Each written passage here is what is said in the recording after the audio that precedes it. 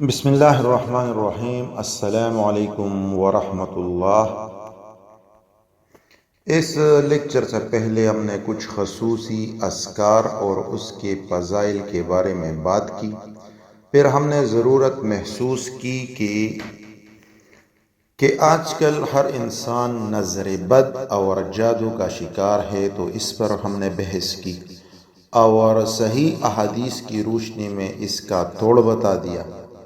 اس کے بعد ہم نے اپنے آپ اور اہل و عیال کو ہر قسم کے آفات سے بچنے کے لیے دعاؤں کا انتخاب کیا، جو کہ حضور صلی اللہ علیہ وسلم کے بتائے ہوئی وظیفے تھے۔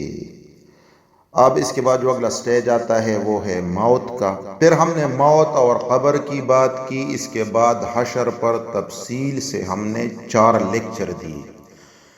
اب جب دیکھا جائے تو اس کے بعد 2 راستے رہ جاتے ہیں، ایک جنت کا اور دوسرا جہنم کا۔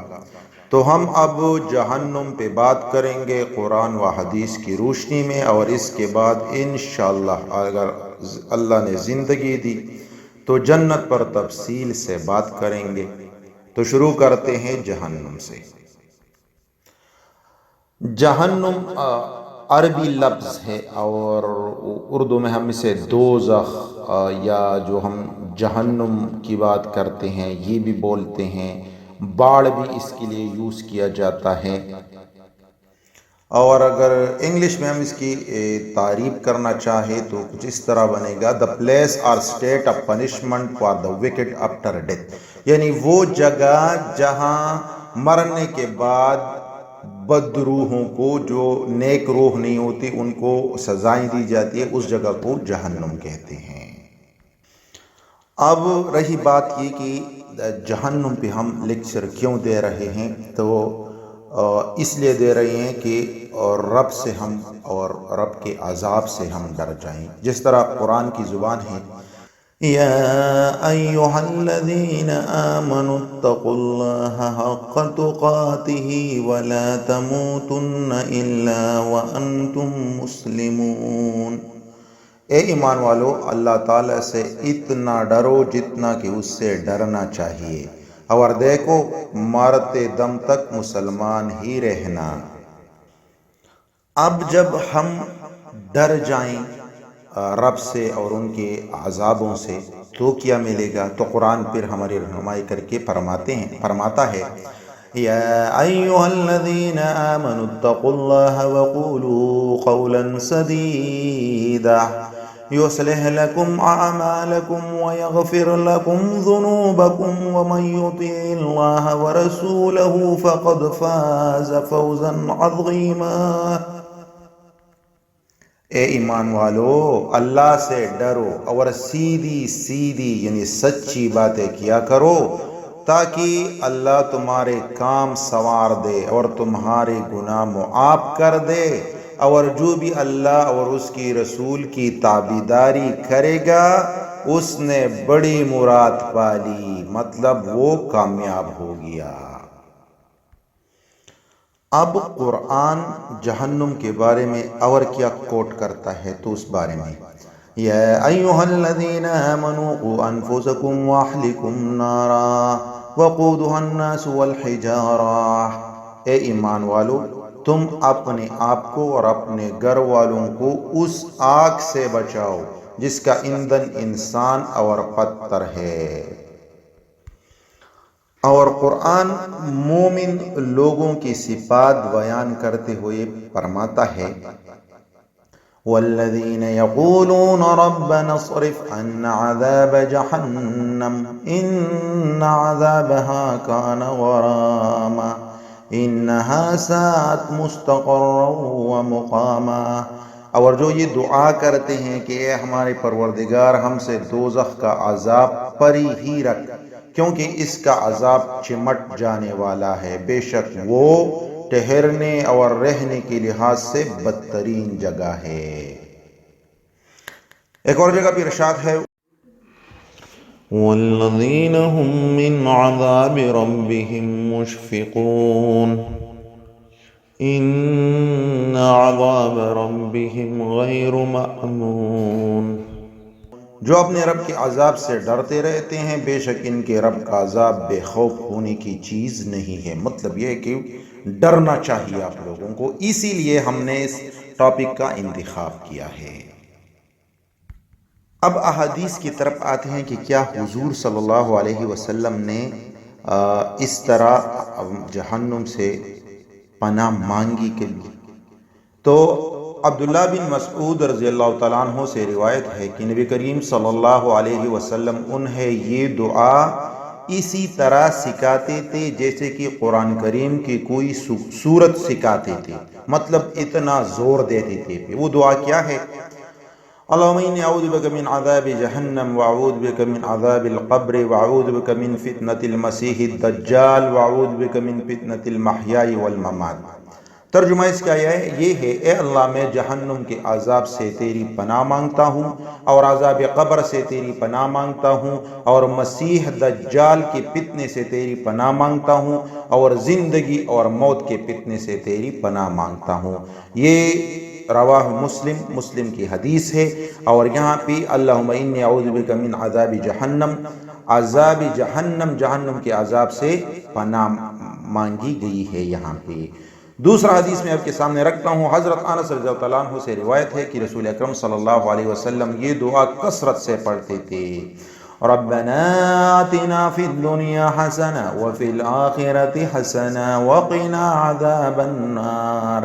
اے ہمارے رب ہمیں دنیا کی بلائی عطا کر اور آخرت کی بلائی عطا کر اور ہمیں جہنم کے عذاب سے بچا۔ پھر جہنم کی بحث آئی یہاں پہ، اور یہ حدیث رواہ البخاری اس میں ہے۔ ایک اور حدیث کی طرف چلتے ہیں۔ حضرت ابو ہریرہ رضی اللہ تعالیٰ عنہ سے روایت ہے کہ اللہ کے رسول صلی اللہ علیہ وسلم نے ارشاد فرمایا، جب کوئی بندہ جہنم سے 7 مرتبہ پناہ مانگتا ہے تو جہنم کہتی ہے، اے ہمارے رب تیرے فلاں بندے نے مجھ سے پناہ مانگی ہے لہٰذا تو اس کو پناہ دے دے۔ اور اگر کوئی بندہ 7 مرتبہ جنت کا سوال کرتا ہے تو جنت کہتی ہے، اے میرے رب تیرے فلاں بندے نے میرا سوال کیا ہے تو اس کو جنت میں داخل کر دے۔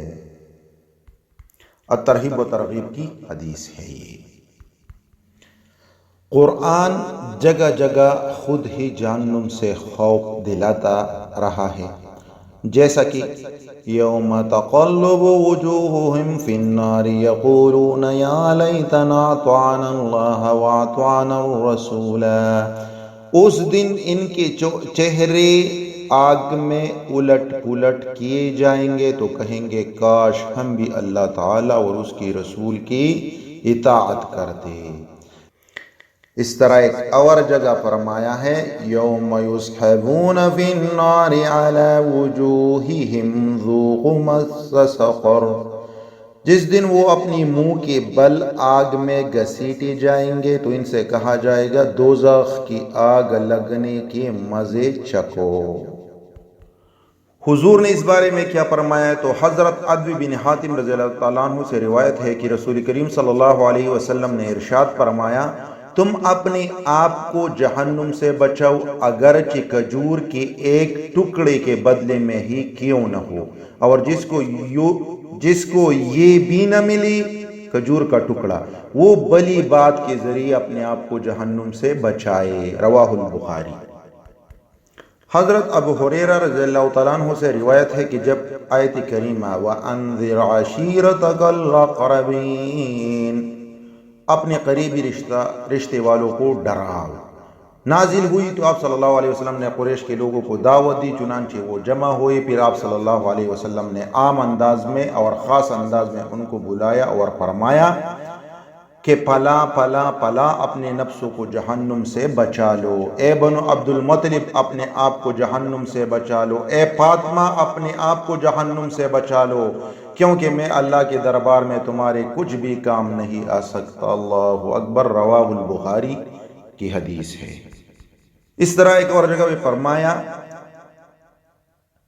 میری اور تمہاری مثال اس شخص کی طرح ہے، یعنی حضور فرماتے ہیں، جس نے آگ جلائی جس میں ٹڈیاں اور پتنگے گرنے لگے، پھر وہ ان کو آگ سے بچا رہا ہے، اس طرح میں بھی تم لوگوں کو تمہاری کمر پکڑ کر آگ سے بچا رہا ہوں اور تم میرے ہاتھ سے چوٹ رہے ہو۔